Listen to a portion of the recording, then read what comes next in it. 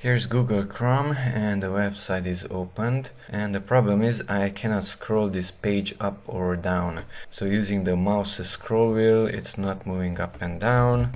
The up down arrow on the keyboard is not moving this page up and down. Neither the touchpad with 2 fingers is not moving the page up and down.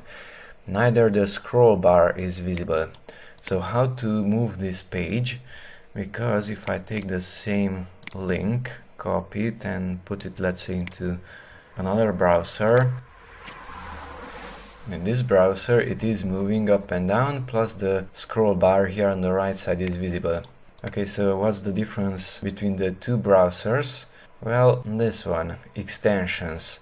If you go here onto this one, or at 3 dots, extensions, manage extensions, here we have an extension which is enabled and it's blocking the cookies. If I disable this one and refresh this page, right click on it and reload, now the cookies related window is shown, and press the green accept button, and now the page can be scrolled up and down.